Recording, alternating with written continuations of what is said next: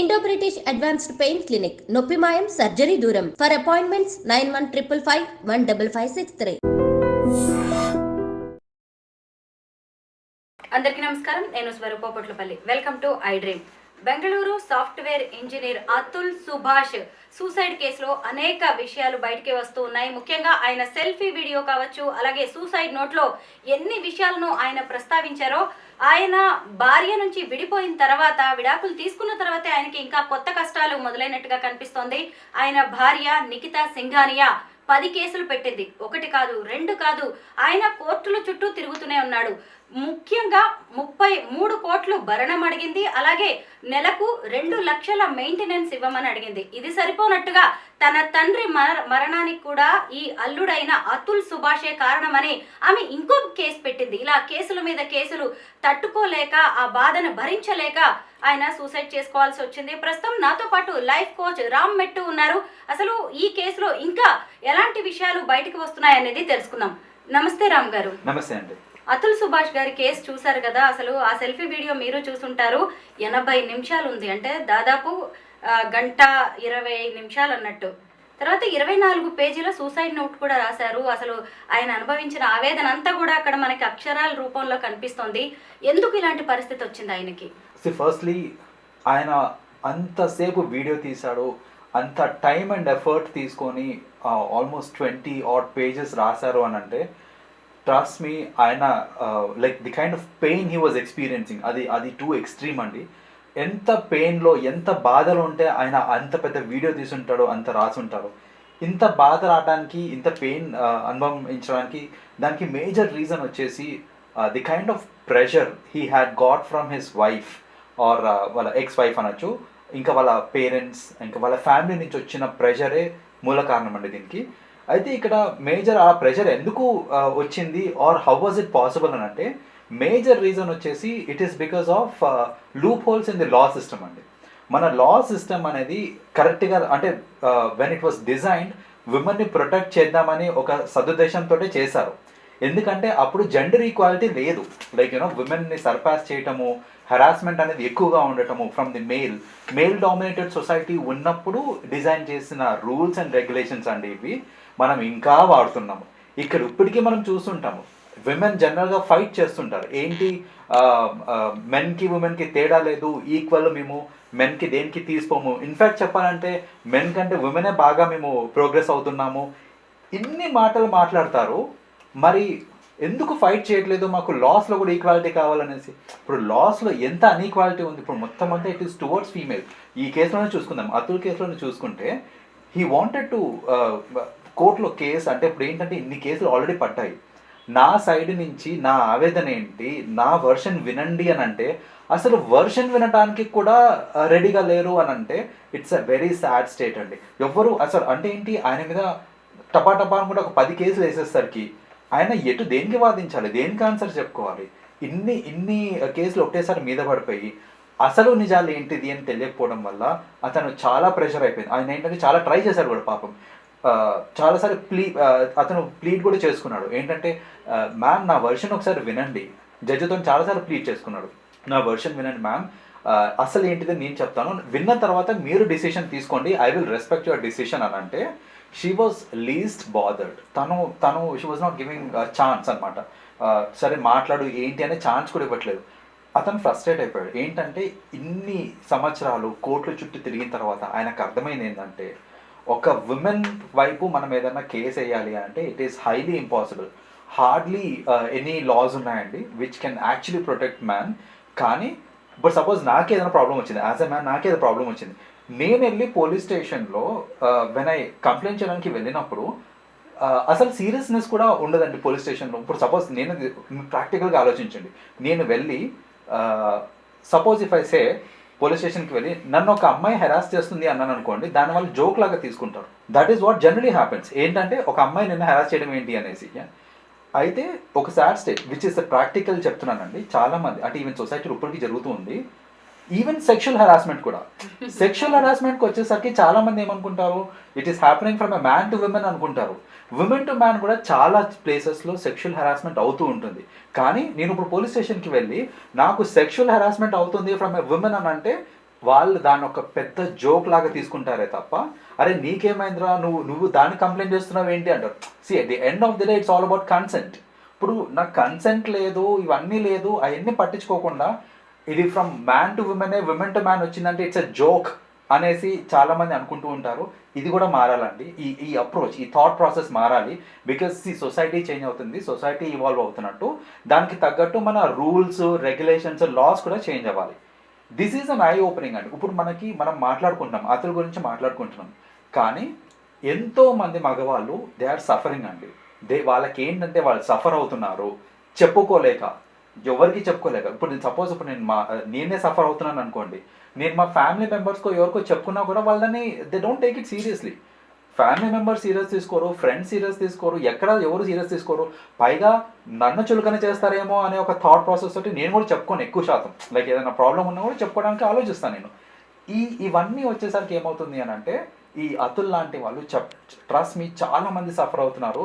వీళ్ళందరికీ న్యాయం జరగాలంటే ఫస్ట్ ఆఫ్ ఆల్ ఈ లాస్ అనేది చేంజ్ అవ్వాలండి. It should be gender neutral laws వచ్చినాయి అంటే that is when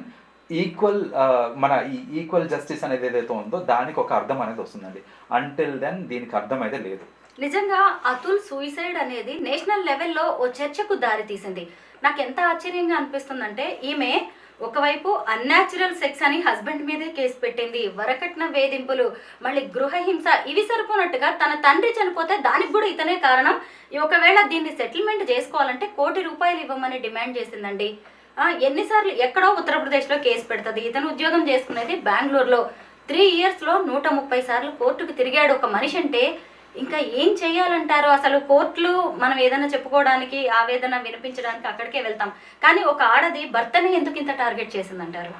so in this case అతను ఏంటంటే ఆ అమ్మాయి భర్తని ఒక సోర్స్ ఆఫ్ ఇన్కమ్ లాగా చూసింది. ఒక లైఫ్ పార్ట్నర్ లాగా కంటే కూడా he is a source of income. అతను ఎర్న్ చేస్తున్నాడు. Is software engineer. అతను మంచి శాలరీ కూడా ఉంది, మంచి టాలెంటెడ్ పర్సన్. డెఫినెట్గా అతనికి ఫ్యూచర్ బాగుంది. డెఫినెట్గా అతనికి కాంపన్సేషన్ అనేది కూడా ఇంక్రీజ్ అవుతూ ఉంటుంది.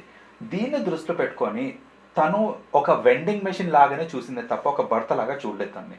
దట్ ఈస్ ద రీజన్ తినేంటంటే ప్రీ ప్లాన్డ్గా కాంపన్సేషన్, మంత్లీ మెయింటెనెన్స్ 2 lakhs తీసుకోవటము, ప్లస్ నీకు 1 crore ఇచ్చే స్తోమత ఉంది అని నాకు తెలుసు కాబట్టి 1 crore డిమాండ్ చేస్తున్నాను నేను. సో నువ్వు 1 crore ఇస్తే నేను సెటిల్ చేసుకుంటాను, కేసులు వాపస్ తీసుకుంటాను. ఇవన్నిటికీ కూడా రీజన్ ఏంటంటే she is looking like a vending machine. తను ఒక వెండింగ్ మిషన్ లాగానే ట్రీట్ చేసిందే తప్ప తను ఒక అతను ఒక హస్బెండ్ పక్కన పెట్టండి, ఒక మనిషి అని కూడా గుర్తించలేదు ఆ అమ్మాయి. That is the reason. తను ఏంటంటే ఎంత లాగొచ్చో లాక్కుందాము, తర్వాత లైఫ్ సెటిల్ అయిపోతుంది అనే కోణంలో ఆలోచించి ఇది అనేది దారితీస్తుందని. నిజంగానే ఇప్పుడు ఆయన రాసిన సూసైడ్ నోట్ చూస్తుంటే ఎంత హెరాస్మెంట్ అనుభవించి ఉంటాడు కదా అనిపిస్తోంది. సరే, పోలీసులు కేసు నమోదు చేశారు. ఇప్పుడు భార్యతో పాటు అత్త, అలాగే బావమరిదిని అరెస్ట్ చేశారు. ఆయన సూసైడ్ నోట్లో కొన్ని లైన్స్ ఏం రాశారంటే అండి, నన్ను వేధించిన వాళ్ళకి శిక్షలు పడితే నా అస్థికలు తీసుకెళ్లి గంగలో కలపండి, లేదంటే కాలువలో పడేయండి అని చెప్పి రాశారు. ఇప్పుడు ఈయన సూసైడ్ చేసుకునే వరకు ఈ ఆడవాళ్ళు వీళ్ళందరూ తీసుకొచ్చారు పరిస్థితి. ఇప్పుడు వాళ్ళు సాధించిందేంటి? అదేనండి, ఇప్పుడు సాధించింది ఏం లేదు. ఇంకోటి ఇప్పుడు అతను సూసైడ్ నోట్ రాశాడు, ఇంత పెయిన్ పడుంటాడు, అయ్యో అని మనం మాట్లాడుకుంటున్నాం. ఇవన్నీ ఎందుకు మాట్లాడుకుంటున్నాం అంటే ఆయన ఒక నోట్ రాశాడు కాబట్టి, ఆయన ఒక వీడియో రిలీజ్ చేశాడు కాబట్టి.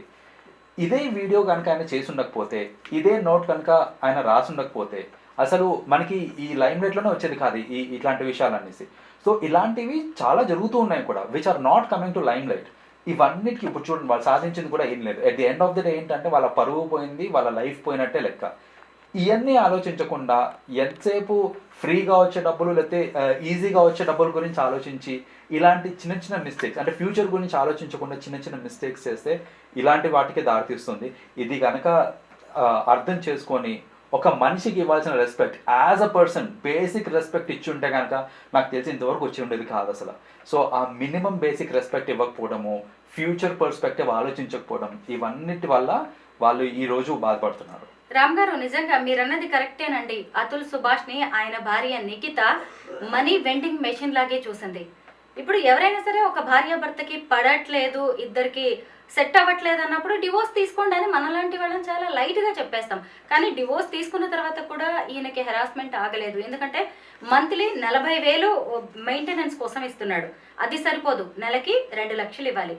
నా మెయింటెనెన్స్కి 1 లక్ష, నీ కొడుకు కోసం 1 లక్ష, మళ్ళీ 3 కోట్లు భరణం ఇవ్వాలి అని. ఓ సాఫ్ట్వేర్ ఇంజనీర్ జీతం ఎంత ఉంటుందండి? అంటే వీళ్ళకి భరణం ఇవ్వడానికే ఇంకా అతను బతికి ఉండాలి. ఇక ఆయన్ని ఎలాంటి పరిస్థితులకి ఆడవాళ్ళు తీసుకొచ్చి ఉంటారో. ఆయన సూసైడ్ చేసుకోవడానికి కూడా రీజన్ అదే. ఏంటంటే ఇంకెందుకు నేను బతుకుంటే ఎందుకంటే నా డబ్బులన్నీ అట్టే వెళ్తున్నాయి, నేను నా పేరెంట్స్కి ఏం చేయలేకపోతున్నాను. సో బేసిక్గా ఇక్కడ హెరాస్మెంట్ ఆయనకే కాదండి, వాళ్ళ ఫ్యామిలీ మెంబర్స్ కూడా అయింది హెరాస్మెంట్. అది అతను తీసుకోలేకపోయాడు. ఏంటంటే నన్ను హెరాస్ చేస్తున్నారు అంతవరకు ఓకే, ఇన్నాళ్ళు పడ్డా నేను. ఇప్పుడు నా పేరెంట్స్ని కూడా హెరాస్ చేస్తున్నారు, వాళ్ళని కూడా పెండుతున్నారు, వాళ్ళ దగ్గర నుంచి కూడా మనీ తీసుకోవడానికి ట్రై చేస్తున్నారు అంటే అది ఇతను తీసుకోలేక ఇంకా that is when he took this decision అండి. ఏంటంటే నా లైఫ్కి అర్థమేముంది, నేను చేసిన ఆ అమ్మాయిని పెళ్లి చేసుకున్న ఒక చిన్న తప్పు వల్ల ఇన్ని సంవత్సరాలు ఒకటండి డివోర్స్ అయినాక ఈయన పడ్డ బాధలు ఇవన్నీ. జస్ట్ ఇమాజిన్ కలిసి ఉన్నప్పుడు ఇంకెంత బాధపడి ఉన్నాడు. లైక్ ఆయన కలిసి ఉన్నప్పుడు ఇంకా ఎంత హెరాస్మెంటో ఎంత అది భరించలేక సరే ఇంకా డివోర్స్ తీసుకుందాము, ఇక్కడికి ఏదో అయ్యిందేదో అయిపోయింది డివోర్స్ అని అంటే, డివోర్స్ తర్వాత కూడా ఎంటపడి దీన్ని ఇలా చేసి వేధించి ఇవన్నీ చేసేసి ఆఖరికి వాళ్ళ పేరెంట్స్ని కూడా సాధించుకుంటూ ఇవన్నీ చేయడం వల్ల ఇంకా ఆయనకి వెక్స్ అయిపోయిందండి. ఇంకా నేను బతికి వేస్ట్ అనే ఒక మోడ్లోకి వచ్చేసి that is when he committed suicide. But ఒక మంచి థింగ్ ఏంటంటే he made a note which reveal such kind of instances. ఇలాంటి ఇన్స్టెన్సెస్ జనరల్గా రివీల్ కావండి. చాలామంది చూస్తూ ఉంటాం దే కమిట్ సూసైడ్. కానీ ఇలా రివీల్ అవ్వాలి అని అంటే at least now we have to wake up, we have to fight for gender neutral laws which can equally treat man and women. ఇది వచ్చినప్పుడే మనం సొసైటీలో ప్రోగ్రెస్ చూడగలుగుతామండి. అదర్వైజ్ ఇలాంటివి వస్తూనే ఉంటాయి, మనకు కనపడవండి. రామ్ గారు ఆమె 2021లో తన కొడుక్కి 1 ఏడాది వయసులో పిల్లాడిని తీసుకొని పుట్టింటికి వెళ్ళిపోయింది. ఇప్పుడు 3 ఏళ్ళు అవుతుంది. 3 ఏళ్ళుగా ఈ కేసులన్నీ నడుస్తూనే ఉన్నాయి. ఆ బాబుకు 4 ఏళ్ళు. ఆయన రాసిన లెటర్లో ఒక విషయం మెన్షన్ చేశారండి. అరే వాళ్ళ అబ్బాయిని సంబోధిస్తూ రాశారనమాట. బాబు నిన్ను గుర్తు చేసుకుంటుంటే నాకు నీ ముఖం గుర్తు రావట్లేదు. బ్లాక్ మెయిలింగ్, డబ్బు కోసం నిన్ను అడ్డం పెట్టుకొని మీ అమ్మమ్మ మీ మామ చేస్తున్న బ్లాక్ మెయిలింగే గుర్తొస్తుంది అన్నాడు. అయితే వీటన్నిటిని బట్టి చూస్తుంటే ఆయన కేసును చూస్తుంటే ప్రివెన్షన్ ఆఫ్ డౌరీ యాక్ట్ కావచ్చు, లేదంటే 498A ఇవన్నీ కూడా మిస్లీడ్ అవుతున్నట్టుగా, మిస్యూజ్ అవుతున్నట్టుగా కూడా మనకు కనిపిస్తోంది. ఇక మీదటైనా మగవాళ్ళ గోడు వినడానికి ఏమైనా చట్టాలు వస్తే మంచిదంటారా? చట్టాలు రావాలండి. At the same time activists వాలంటరీగా చాలామంది ఆర్గనైజేషన్స్ కూడా చేసుకోవాలి. ఎందుకంటే విమెన్కి ప్రొటెక్షన్కి we have a lot of organizations అనండి. ఇప్పుడు షీ టీమ్ అని ఉంది, ఒక షీ టీమ్ లాగా హీ టీమ్ ఉందంటే హీ టీమ్ లేదు మనకి. సో అంటే I just gave an example. ఇక్కడ ఒక అమ్మాయికి ఎనీ టైం నీకు ఏదైనా ప్రాబ్లం ఉందంటే ఈ నెంబర్కి ఫోన్ చేయమ్మా అనేసి ఫోన్ నెంబర్ ఉంది. ఒక అబ్బాయికి ఉందా, నీకైనా ప్రాబ్లం ఉంటే ఈ నెంబర్కి ఫోన్ చేయని ఉందా? లేదు. సో అలాంటివి గవర్నమెంట్ అనేది తీసుకురావాలండి. They have to take initiative. ఒక అబ్బాయికి కానివ్వండి, ఎవరికి ఒక మ్యాన్కి కూడా ఈక్వల్ సపోర్ట్కి ఒక ఆర్గనైజేషన్ ఉండాలి. హెరాస్మెంట్ అనేది it can come from any form అండి. ఇప్పుడు పెళ్ళయి భార్యాభర్తలు ఉంటారు. ఇప్పుడు ఒక హస్బెండ్ ఉమెన్ని హెరాస్ చేయడం ఎంతవరకు పాసిబిలిటీ ఉందో, ఒక వైఫ్ కూడా హస్బెండ్ని హెరాస్ చేసేది అంతే పాసిబిలిటీ ఉంది. మరి పాసిబిలిటీస్ ఏమున్నప్పుడు లాస్ ఎందుకు సేమ్ లేవు? So that is the reason. First of all laws change కావాలి. At the same time support system కూడా రావాలండి. మెన్కి సంబంధించిన సపోర్ట్ సిస్టమ్ కూడా రావాలి. సో ఇక్కడ కరెంట్లీ మనం సొసైటీలో చూసేది ఏంటంటే సపోర్ట్ మొత్తం ఉమెన్ సైడే ఉంది. ఏదన్నా కానివ్వండి ఉమెన్ సైడే ఉంది, మ్యాన్ సైడ్ సపోర్ట్ లేదు. చిన్న చిన్న ఇన్సిడెంట్స్ అంటే ఇప్పుడు రోడ్ మీద వెళ్తా ఉంటే ఒక యాక్సిడెంట్ అయింది, ఒక అబ్బాయి ఒక అమ్మాయిది యాక్సిడెంట్ అయింది అనుకోండి, అందరూ అబ్బాయినే పట్టి తిడతారో కొడతారే తప్ప అమ్మాయిది తప్పు ఉందా ఎవరిది తప్పు ఉందని చూడరు ఎక్కడ. సో ఫస్ట్ ఆఫ్ ఆల్ ఎవరిది తప్పు ఉంటే వాళ్ళని శిక్షించాలి. కానీ మనం చూసేది ఏంటంటే they take it for granted అనమాట. ఒక అమ్మాయి కింద పడ్డారు, ఇట్లా యాక్సిడెంట్ పడ్డారంటే అబ్బాయిదే తప్పు అనేసి వాడినే పట్టుకొని కొడతారు. ఇలాంటివన్నీ first of all thought process మారాలి. అబ్బాయికి కూడా ఈక్వల్ రెస్పెక్ట్ ఇవ్వాలి, అమ్మాయికి ఎంత ఇస్తున్నారో అంతే ఇవ్వాలి. లాస్ కూడా అలాగే ఇవన్నీ ఉన్నప్పుడే మనకి ఇవన్నీ తగ్గుతాయండి. అదర్వైజ్ సైలెంట్గా ఇట్లాంటి సూసైడ్స్ ఎన్నో అవుతూ ఉంటాయి. దాన్ని ఆపడం చాలా కష్టం అన్లెస్ లాస్ చేంజ్. నిజమే. అతుల్ సుభాష్ ఎంత హెరాస్మెంట్, ఎంత హింసకు గురయ్యి ఉంటారో ఆయన లెటరే చెప్తుంది. ఆయన సెల్ఫీ వీడియో కూడా ఆయన పడిన బాధకు అద్దం పడుతుంది. బట్ ఎవరు కూడా సూసైడే ఫైనల్ డెసిషన్ అనుకోకండి. చాలా లైఫ్ ఉంటుంది, పోరాడడానికి కూడా ఇంకా చాలా జీవితం మిగిలి ఉంది. థ్యాంక్ యూ రామ్ గారు. Thank you.